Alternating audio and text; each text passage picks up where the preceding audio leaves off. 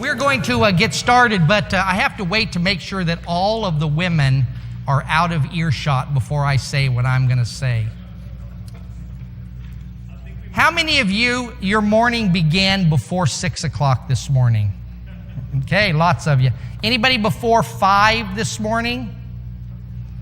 Any of those 4 o'clock? And I'm not talking about the I can't sleep so I got up to have eggs, but you got, okay, early morning. Let me just tell you right now, I want to apologize to all of you. And here's why. I have been in full-time ministry for 20 years, but before that, construction managements, primarily in mechanical contracting, career about 22 and a half years. I know what it's like to get up and be at the shop by 6 o'clock to get a crew ready to go after they came in at 3:30, 4 o'clock to wrap things up and then have to do the rest of my work for the day, to drive across Denver, Colorado in bad weather to get to work and to get home. I know what it's like to be laid up. I know what it's like to be fired. I know what it's like to be underpaid at a job. I know what it's like to work hard and think you deserve. In fact, you do deserve more. I know what it's like to have insurance, not have insurance, all those kind of things. And I remember what Friday was like. It was finally, it's all over. And the thought of my wife saying, as I dragged myself in after all that and plopped down in my favorite chair, she go, and tonight is the marriage workshop. I feel your pain, okay? So with that being said, may I just tell you that it is commendable that you are here tonight. Even if you came kicking and screaming that you didn't want to go, but maybe she bribed and said, we can get your favorite Mexican food on the way here. It is commendable that you are here. And I would like to personally invite you and encourage you to be back tomorrow, because I know that there's a lot to do. Now, I thought it was really nice of the Centerville Road congregation to give us that nice week between the end of the playoffs and the Super Bowl for us to have. I know there's a lot of things to go on this weekend. My wife does not understand the value of piddling in the garage to holding the family unit together. I know there's a lot of good stuff to do, but I really want to invite you to be back here, and I will do my best tonight to give you hope that tomorrow there'll be something for you, and that you maybe will be less likely. I mean, if you can negotiate the Waffle House out of it, go ahead and do that. But I hope that you'll be back tomorrow. When I was a little boy, my dad was a preacher, 50 plus years, and he was a preacher's preacher. If you don't know what that means he wore a tie when he showered. I mean, that's how preacher he was. And my dad would come in after a long, hard day, and he would kick off a pair of brown leather wingtip shoes. And as a little kid, I would go and I would put my feet in his shoes, and I would start shuffling around, and I realized right then that my dad's shoes were big shoes to fill. But it was not until I got married until I realized how enormous those shoes were. It was a Saturday morning. I had been married about 6 months. We lived in what I call the prison apartment. It was a square brick building that, except for one window in the living room, all the other windows were like they would have in a prison. You know, the sun came in, but you never saw out. I woke up on a Saturday morning, and maybe a little bit of backstory here. When Tammy and I met, Tammy was pregnant. She had lived a pretty wild life. And so the day I got married, we dated a whole 3 months before we got married. Not part of the marriage seminar, not my recommendation, but it's the way it happened, because if you have a pretty girl that says yes, you better get her married off as quick as you can when you got a mug like this. So I started my married life with a child. I became the husband, the father, the provider. There was no dad at home from day one. And I mean, on that Saturday morning, I remember it's like yesterday, I sat straight up in my bed. Tammy was still sleeping. My son Josh was sleeping in. And I had beads of sweat pouring off of my forehead. And I thought, what in the world have I done? just 6 months ago, I was living at home paying no rent. I was working for one of the largest engineering companies in the world as a mechanical drafter, making great money for a single guy in the early 80s. I had a Plymouth Satellite with a 318 Police Interceptor engine in it, and when you punched it, it went. And my life was spent going to work, spending my money, waxing my car, going to work, spending my money, and now it is all on me. What have I done? And my father's shoes went whoop. They were huge. And I can honestly say, I do not believe that a day has gone by since that I have not felt that same anxiety. That is to say that these are enormous shoes that we have been called to fill, to be men, to be husbands, to be fathers. And so I am not here tonight to tell you what a terrible man you are or have been. I'm here to say there is hope for us who, in the words of Abraham Lincoln, as he faced the rejoining of the Union, he wrote, or is supposed to have written these words, "I am inadequate for the task that lies ahead of me." If you've ever felt like that, I hope that I can give you some things or some thoughts that will help you as they have helped me in those difficult hours. God set up an organizational structure for the marriage, and I don't know exactly why. I know that in Genesis chapter 1 and Genesis chapter 2, we find Adam being created. God realizes that it's not good that Adam should be alone. He extracts a rib from him. I believe it's symbolic because God can speak to nothing and make something. He didn't need a rib to do it, but he nevertheless did. He creates woman. He gives them instruction that the two are to come together and to be one flesh. He forms what we commonly call a marriage and establishes some rules about it that Jesus himself issues a reminder, and that is the fact that God joins them together and nobody else has the right to tear them apart. And so we have marriage.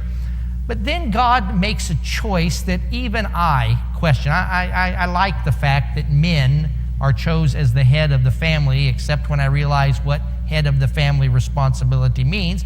But God chose, and I don't know why. The Apostle Paul seems to point to the fact that the man is to be the head of the family because he was created first.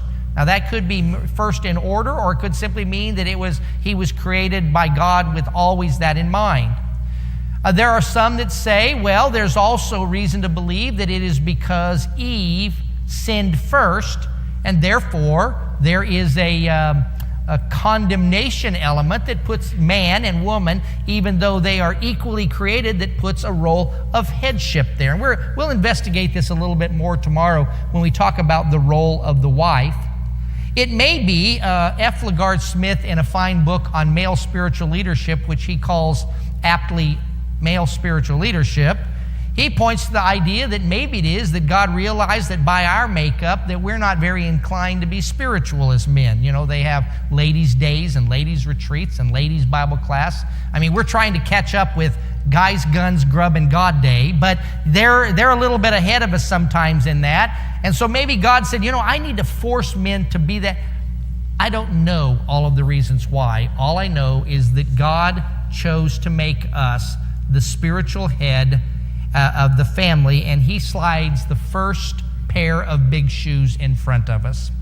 Now, when I was a boy, we had three kinds of clothes. We had dress clothes, we had play clothes, and we had school clothes. I understood the difference between school clothes and dress clothes, and Mama made it clear, don't be caught playing in your dress clothes. I was always confused about the difference between school clothes and play clothes, because play clothes were last year's school clothes. You know what I mean? Caused me some problems. But for me, dress clothes reminded me of church, spiritual things. Shoes that we never played in. They always looked pretty. They were a little uncomfortable, and we wore them on Sunday.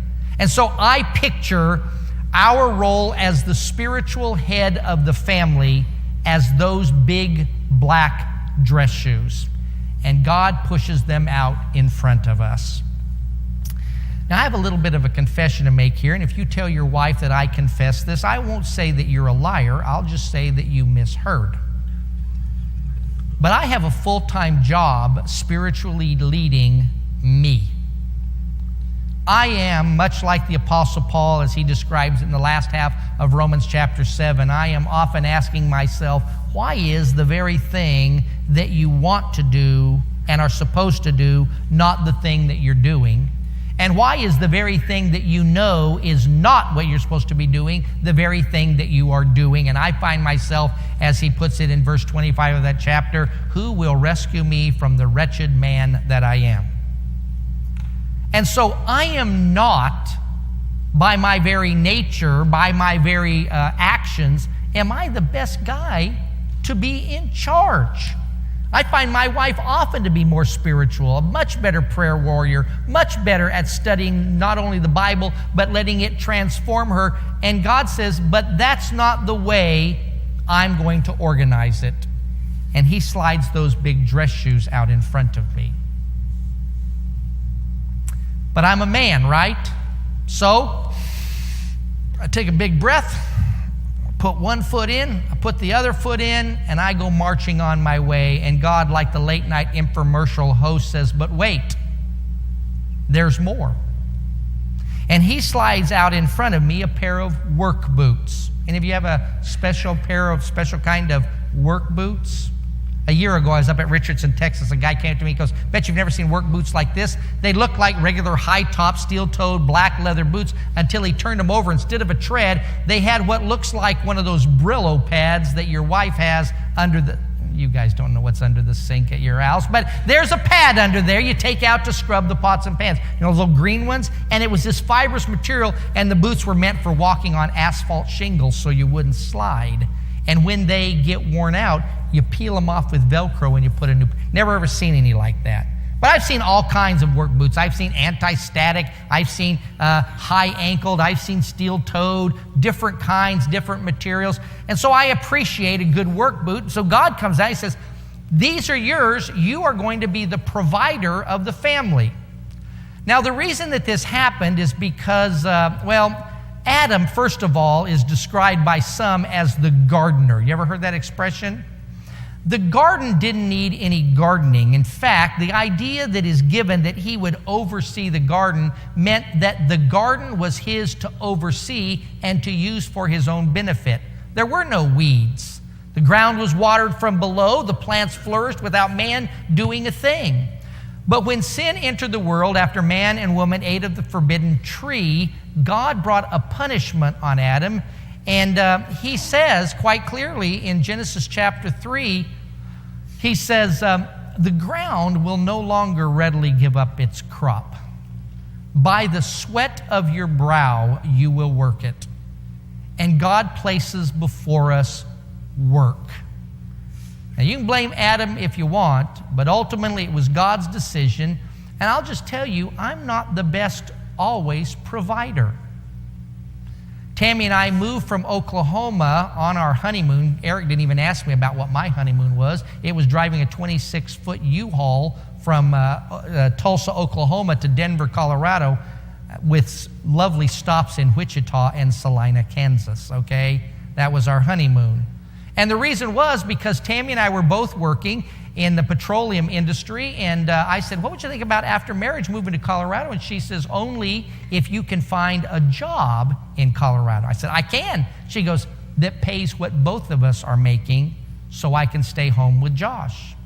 Called a friend of mine. I said, hey, Steve, I said, I need a job. And he goes, well, we're hiring right now.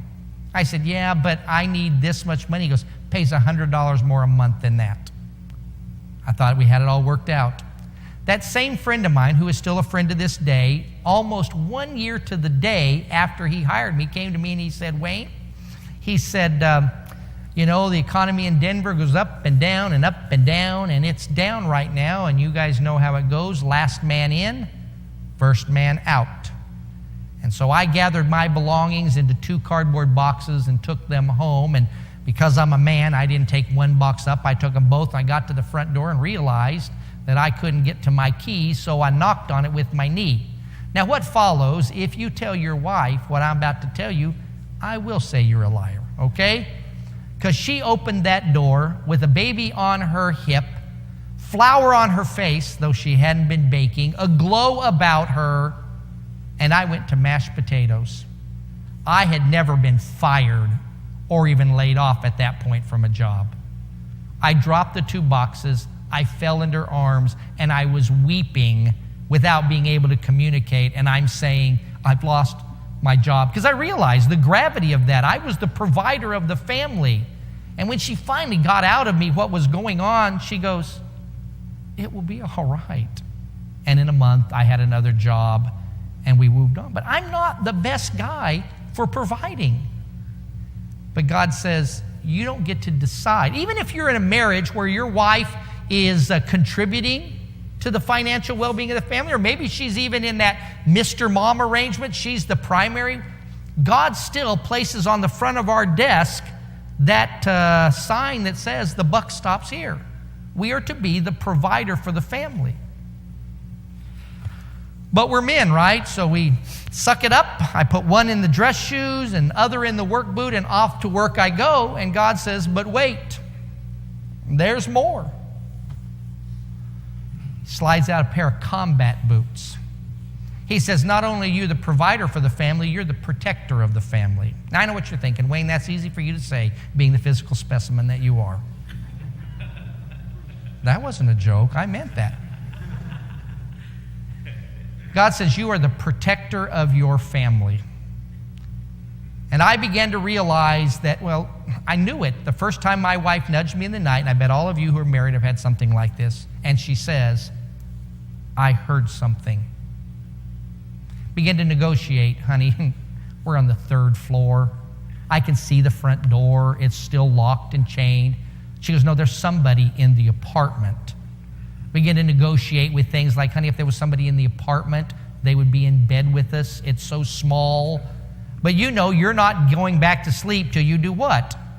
Get up and check the apartment. Get up and check the house. So we all reach underneath the bed. We grab that flashlight with the 12 batteries in it because that makes us look tough. We start walking around with that conversation that goes something like, I don't know who you are and how you got in here, but you'd be best served to get out of here the same way you came in, thinking in our head, oh, please don't let there be anybody in here.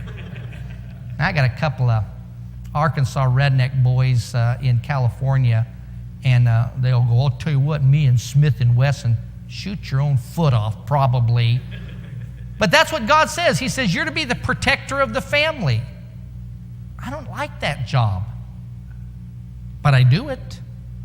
But it's not just about I'm willing to get in between my wife and an adversary. There are some other things that God calls us to protect her from. I don't know if you know this, but I have discovered that the biggest enemy of a wife, more often than not, is her husband. That you have a responsibility of protecting your wife from the one person that she shouldn't need protection from, and that's you. When you out her in front of the family because her gravy clots, and it shouldn't. When you in some way talk to your cronies and your cohorts about how your wife is no good at this or doesn't do that. When you talk to friends in such a way as to demean her, you are violating the very principle that God has given you about being her protector. But it's not just those, because many of us try to treat our wife right, but there are other things. My wife called me one time, I shouldn't say one time, 3 times 1 month to say she had had a flat on the car. Would I leave work and come change it? I said, those were perfectly good bald tires when I left this morning. How come you're calling me? And she says, because you're my protector. I'm the one that's called to reach down into the garbage disposal. I'm the one that's supposed to get the Lego out of the toilet. I'm the one that fixes this and repairs that and paints this. Why? Because we are the protector, and it is everything from that adversary to those things that we seem to be very unimportant. So we're men, right? One foot in the dress shoe, one shoe in the work shoe. We throw those combat boots over our shoulder like a continental soldier, and off we march. And God says, but wait, there's more. You have got to be kidding me. What else? And he slides out what I think are the most difficult shoes we have to wear. In fact, even on your outlines, if you look at them, I didn't even list a shoe for this. He calls us to be the friend, the companion, and the lover of our wife. What? I mean, I'm there to lead her spiritually. I'm there to provide for her. I'm there to protect her. What more does she want from me? And he says, here's what. He wants you to be the lover, the friend, and the companion. In fact, it probably, aside from maybe the spiritual implication, that is our number one job, and it often falls at the very bottom. As some says, make those flip-flops, you know. That's when everything's good, we're having a good time on vacation, or make them house slippers. I thought that was a good idea until I barked one night, Tammy, get me my house slippers. That didn't work so good for me in that department. But God has this, and he slides those out, and I look at them, and I say, how do I fill all of these? Now, we love Ephesians chapter 5 because it has the man's favorite verse in it. Wives, be in subjection to your husband. In fact, we wear that like a pearl-handled pistol in a holster, ready to draw it. Wives, be in subjection to your husband. And so I realized that meant headship responsibilities. That's the very verse that commands the responsibility of me filling those big shoes. And I said, I don't know how to do that. And I have found myself many times with my face in my hands, praying and weeping with the same voice, asking God, how am I going to make this work? I don't know where and how to lead this family spiritually. And I don't know where the next dollar's coming from. And I'm supposed to be the protector, and I am scared to death. I don't know what to do. So here's what happens. We begin to beat ourselves up. When I went into full-time ministry, I wanted to get a pair of good quality dress shoes, just like my dad. Thought that was official or something. I said, I don't care how much they're going to cost. So I went to the fancy shoe store and I put let's just put it this way. I have a real manly size foot. It's a 6.5. I don't trim the toenails so I can fit into a 7, okay? So I put my foot up there, and after a grin from the salesperson, they measured my foot and said, sir, we don't have anything less than an 8. So I went to the mall shoe stores. They didn't have anything smaller than a 7.5. I finally lowered myself to going into J.C. Penney's. Went all the way back, and the gal, half my age, measured my foot, and she said, sir, we don't have anything. I said, I know. Smaller than a 7.5. She goes, that's right. That would have been fine. I was ready for that. And then she added this, have you tried our big boys department? I'm sure I seemed curt to her, but I said, here's what you're going to do. You're going to go back there, and you're going to get me that shoe in a size 8, and you're going to point me to the sporting goods department. She says, why? I said, because I'm going to get me an aluminum baseball bat, and I am going to beat my foot till it swells to a size 8. And that's what we do, right? We find that we can't fill those big shoes, and so we just beat the tar out of ourselves, hoping that somehow we will find an answer. Interestingly enough, I did not find the answer to this until about the 5th one of these marriage seminars that we had conducted. I kind of gave everybody one of this rousing, it's going to be tough, but just man up, you know. I threw the soapbox down, I got up, and we're going to hit them on the right, and we're going to hit them on the left, give one for the Gipper. You know, that's the kind of speech I was going to give everybody. And a friend of mine, he said, Wayne, I think you missed something in the very context of the passage in Ephesians chapter 5. He said, look back at verse 19. And I said, I said, buddy, that has nothing to do with marriage. That's the verse we used when we said, do not get drunk with wine, for that's a dissipation, but be filled with the Spirit. And he says, that's your answer. He said, the point that he's making is that you can't fill those shoes on your own. And whether you try to fill those at the edge of a bottle or the edge of a ledge, he says you'll never be able to do it. You can only fill it when God and His Spirit are helping you to fill them. Now, I'm not talking about some magical miracle happening. I'm talking about letting God be the one that ultimately is helping us do that. When I was a junior in high school, I entered my junior year 4'11". I'll just tell you right now, 4'11" does not attract the attention of the girls. Oh, well, yeah. Look how cute he is, you know. It's not a possession. And I thought, man, if I could just be 5 foot, that would be, that'd be man size. So I went home to my modeling table where I built models, and I took a piece of balsa wood and I carved it. Now, by the way, you tell this to your wife, I won't call you a liar. I'll kill you right where you stand. But I made 2 lifts for my shoes, and I put them in it. And the next day, I walked into that school, 5 foot, 1/8 inch tall.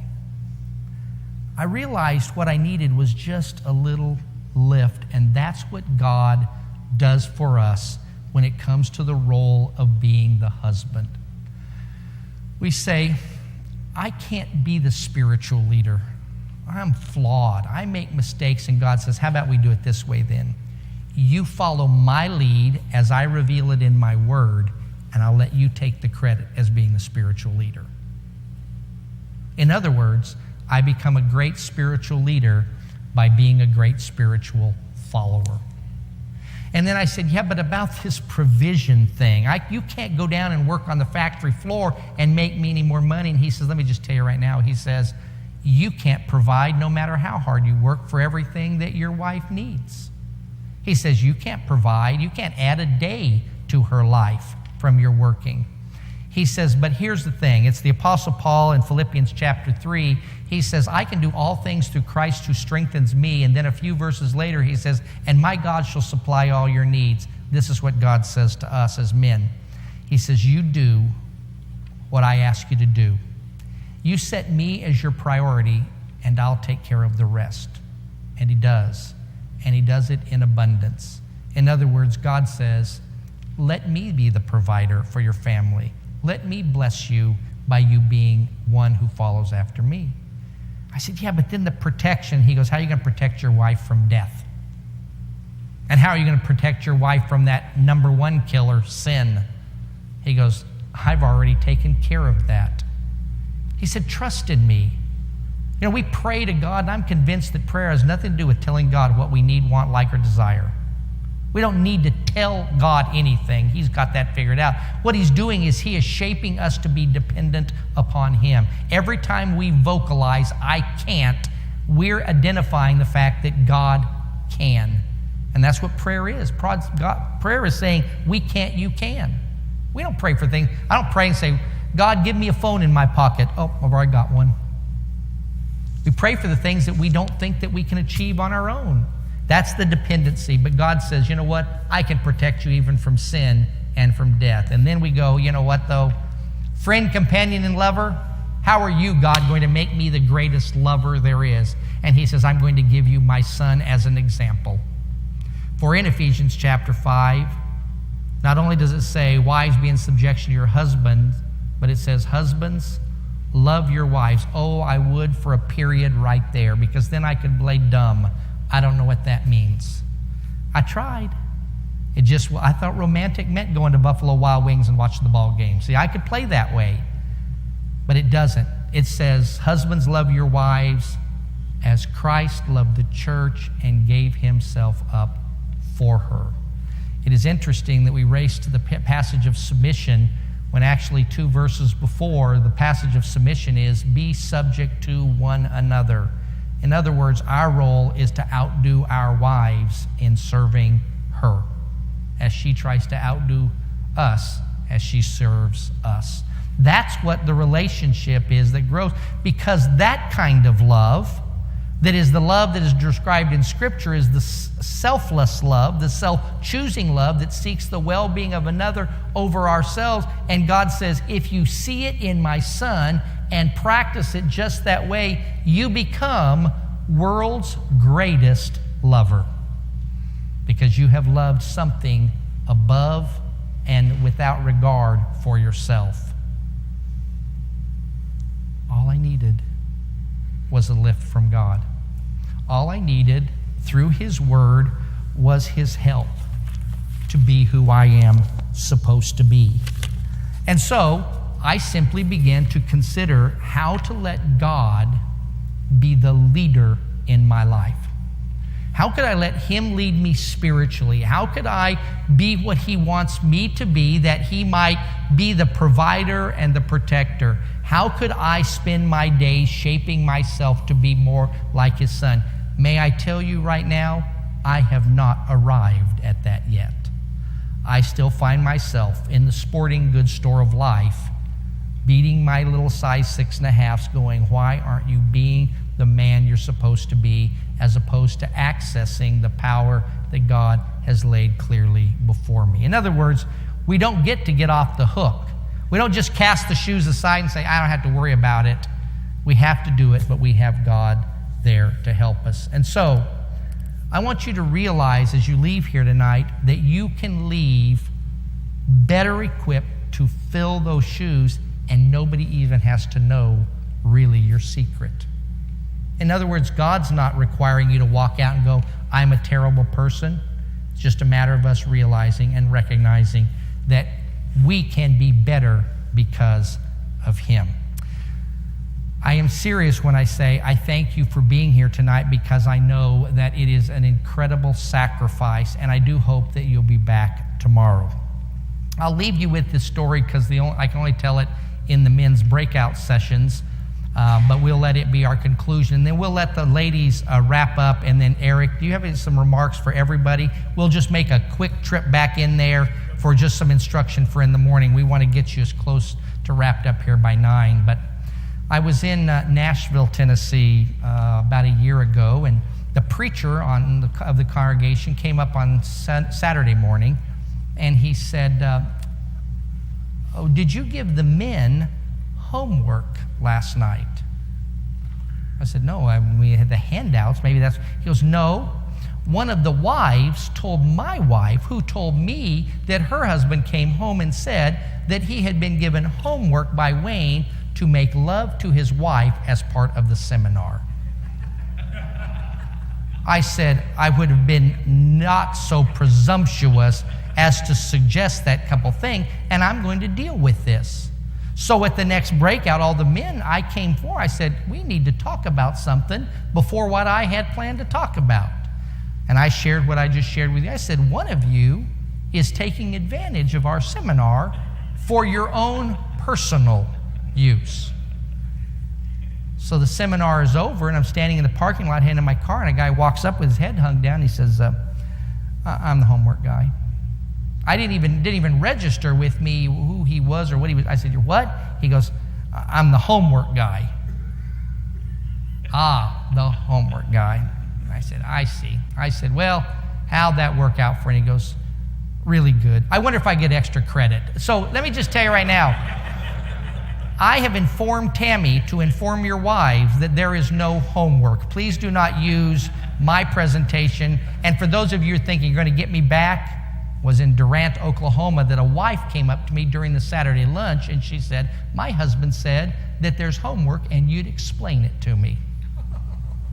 And I said, I did. I told the men that there was no better way to appreciate their wife than to do all the vacuuming and dishes for the next year.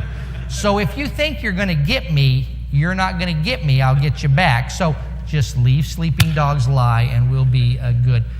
Okay, the ladies, Tammy said she was going to be wrapped up by 5 after, so let's be courteous. If they're still talking in there, just wait here in the foyer briefly, and we'll move in there and get everything wrapped up. Thanks, guys, for your attention.